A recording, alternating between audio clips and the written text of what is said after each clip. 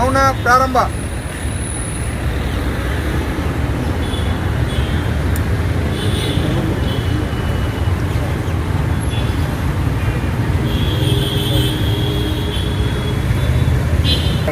Sir, ಈಗ ಮೊದಲಿನ ಹೈದರಾಬಾದ್ ಕರ್ನಾಟಕ ಪ್ರದೇಶ ಅಂತಂದರೆ ಮಾನ್ಯ ಯಡಿಯೂರಪ್ಪ ಸಾಹೇಬರು ಮುಖ್ಯಮಂತ್ರಿ ಆದ ಮೇಲೆ ಕಲ್ಯಾಣ ಕರ್ನಾಟಕ ಅಂತ ಏನು ಹೆಸರನ್ನು ಚೇಂಜಸ್ ಮಾಡಿದ್ದಾರೆ. ಆ ಭಾಗದಲ್ಲಿ ಅತ್ಯಂತ ಹಿಂದುಳಿದ ಪ್ರದೇಶ ಅಂತಂದರೆ ರಾಯಚೂರು ಜಿಲ್ಲೆ ಅಂತಕ್ಕಂಥದ್ದು ಎಲ್ಲರ ಒಂದು ಭಾವನೆ. ಅಂಥ ಒಂದು ಜಿಲ್ಲೆಯಲ್ಲಿ ಸುಮಾರು 4,000 ಮೆಗಾವಾಟ್ ವಿದ್ಯುತ್ತನ್ನು ರಾಜ್ಯಕ್ಕೆ ನಾವು ನೀಡ್ತಾ ಇದ್ದೀವಿ ರಾಯಚೂರು ಜಿಲ್ಲೆಯಿಂದ.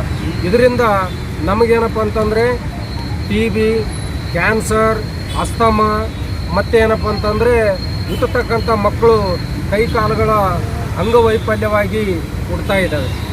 ಇಷ್ಟೆಲ್ಲ ಆರು ಬೂದಿ ಆ ಭಾಗದ ಸುಮಾರು 30ರಿಂದ 40 ಹಳ್ಳಿಗಳಿಗೆ ಆರು ಬೂದಿ ಹೋಗಿ ಎಲ್ಲ ಕಲುಷಿತ ವಾತಾವರಣ ಆಗ್ತಾಯಿದೆ.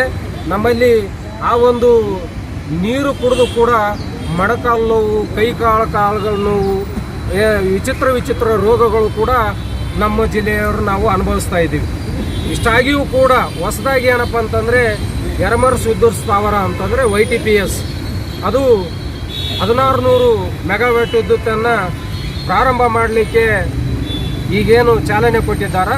ಇದಕ್ಕೆ ಸುಮಾರು 2250 ಎಕರೆ ಭೂಮಿಯನ್ನು ನಾವು ಕಳ್ಕೊಂಡಿದ್ದೀವಿ.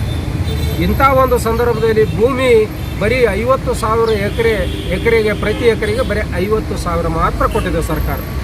ಇಷ್ಟಾಗಿಯೂ ಕೂಡ ನಾವೇನು ಸರ್ಕಾರಕ್ಕೆ ಬೇಡಿಕೆ ಇಟ್ಟಿದ್ದೀವಿ ಅಂತಂದರೆ ಯಾವ ರೈತ ಭೂಮಿಯನ್ನು ಏನು ಕಳೆದುಕೊಂಡಾರ ಅಲ್ಪ ಮೊತ್ತಕ್ಕೆ ಏನಪ್ಪ ಅಂತಂದ್ರೆ ಭೂಮಿ ಹೋಗ್ಯದ, ನೀವು ನಮ್ಮನ್ನು ಮೊದಲು ಏನು ಮನವೊಲಿಸಿದ್ರಿ ವಿದ್ಯುತ್ ಸ್ಥಾವರ ಸ್ಟಾರ್ಟ್ ಆಗೋದಕ್ಕಿಂತ ಮುಂಚಿತವಾಗಿ ಮನೆಗೆ ಒಂದು ಉದ್ಯೋಗ ಕೊಡ್ತೀವಿ ಅಂತೇಳಿ ಸರ್ಕಾರ ಏನು ಭರವಸೆ ಕೊಟ್ಟಿತ್ತು ಅದರ ಪ್ರಕಾರ ನಡೆದುಕೊಳ್ಳ್ರಿ ಅಂತೇಳಿ ನಾವು ಹಲವಾರು ಬಾರಿ ಮುಖ್ಯಮಂತ್ರಿಗಳು ಬಂದಾಗ, ಹಿಂದಿನ ಮುಖ್ಯಮಂತ್ರಿಗಳು ಬಂದಾಗ ಕೂಡ ರಾಯಚೂರಿನಲ್ಲಿ ಮನವಿ ಪತ್ರಗಳನ್ನು ಸಲ್ಲಿಸಿದ್ದೀವಿ.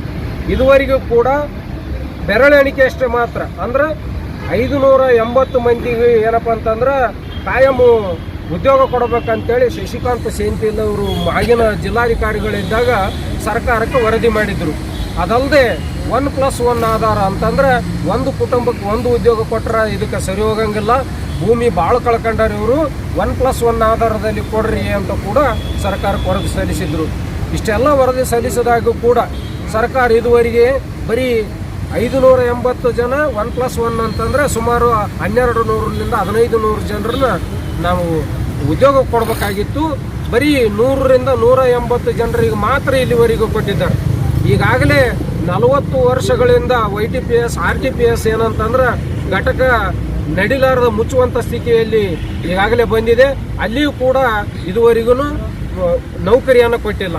ಅದಕ್ಕೆ ನಾವೇನಂತೀವಿ ಅಂತಂದ್ರೆ ಈಗಾದರೂ ಕೂಡ YTPS ಪ್ರಾರಂಭೋತ್ಸವಕ್ಕಿಂತ ಮುಂಚಿತವಾಗಿ ಭೂಮಿ ಕಳ್ಕೊಂಡಂಥ ರೈತರಿಗೆ ಮತ್ತು ಆ ಭಾಗದಲ್ಲಿರ್ತಕ್ಕಂಥ ಕೃಷಿ ಕೂಲಿ ಕಾರ್ಮಿಕರ ನಿರುದ್ಯೋಗಿ ಯುವಕರು ಏನು ಬೆಂಗಳೂರಿಗೆ ದೂರದ 500 ಕಿಲೋಮೀಟರ್ ದೂರದವರೆಗೆ ಬಂದು ಏನು ಓದಿ ನಮ್ಮಲ್ಲಿ ಒಳ್ಳೆ ಬರ್ತಾರ ಅಂಥವ್ರು ಅತ್ಯಂತ ಬಡ ಕುಟುಂಬಸ್ಥರ ಮಕ್ಕಳವರು, ಅಂಥವ್ರಿಗೆ ನೀವು ಏನಪ್ಪ ಅಂತಂದ್ರೆ ಡೈಲಿ ವೈಸಸ್ನಾಗ ತಗೊಳ್ರಿ, ಇಲ್ಲ ಮುಂದೆ ಕಾಯಮಾಗಿ ಮಾಡಿರಿ, ಇಂಥವ್ರನ್ನ ನಾವು ಉದ್ಯೋಗಕ್ಕೆ ತಗೊಳ್ರಿ ಅಂತೇಳಿ ನಾವು ಈಗಾಗಲೇ 5ರಿಂದ 10 ಬಾರಿ ನಾವು ಮನವಿ ಪತ್ರನ ರಾಯಚೂರು ಜಿಲ್ಲಾಧಿಕಾರಿಗಳಿಗೆ ಸಲ್ಲಿಸಿದ್ದೀವಿ. ಇದುವರೆಗೂ ಕೂಡ ನಮ್ಮನ್ನ ಬಿಟ್ಟು ಬೇರೆ ಬಿಹಾರದವ್ರನ್ನ ಇವತ್ತೇನಪ್ಪ ಅಂತಂದ್ರೆ ಸುಮಾರು 500 ಜನರನ್ನ ಬಿಹಾರದವ್ರನ್ನ ತಂದು ಉದ್ಯೋಗ ಕೊಟ್ಟಿದ್ದಾರೆ. ಅದಕ್ಕೆ ನಾವೇನಂತೀವಿ, ನಮ್ಮ ಪ್ರಾಣ ಹೋದ್ರೂ ಚಿಂತಿಲ್ಲ, ನಮ್ಮ ರಾಜ್ಯದವ್ರಿಗೆ ಕೊಡ್ರಿ, ನಮ್ಮ ಸ್ಥಳೀಯರಿಗೆ ಕೊಡ್ರಿ, ಭೂಮಿ ಕಳ್ಕೊಂಡಂಥವ್ರಿಗೆ ಕೊಡ್ರಿ. ಅದು ಬಿಟ್ಟು ಬಿಹಾರದವ್ರನ್ನ ತಗೊಂಬಂದು ನೀವು ಆ ಒಂದು ಸ್ಥಾವರದಲ್ಲಿ ಉದ್ಯೋಗ ಮಾಡೋ ಅವಕಾಶ ಮಾಡಿಕೊಟ್ಟಿದ್ದೀರಿ. ನಾವು ಯಾವುದೇ ಕಾರಣಕ್ಕೂ ರೈತರು ನಮ್ಮ ಜೀವ ಹೋದ್ರೂ ಚಿಂತಿಲ್ಲ, ಮುಂದಿನ ದಿನಮಾನಗಳಲ್ಲಿ ನಾವು ಉಗ್ರವಾದ ಹೋರಾಟ ಮಾಡ್ತೀವಿ, ಅವರನ್ನು ನೌಕರಿ ಮಾಡೋಕ್ಕೆ ಬಿಡಂಗಿಲ್ಲ ಅಂತೇಳಿ ಮಾನ್ಯ ಯಡಿಯೂರಪ್ಪ ಸಾಹೇಬರಿಗೆ ಮುಖ್ಯಮಂತ್ರಿಗಳಿಗೆ ನಾನು ಮನವಿಯನ್ನು ಮಾಡ್ತೀನಿ.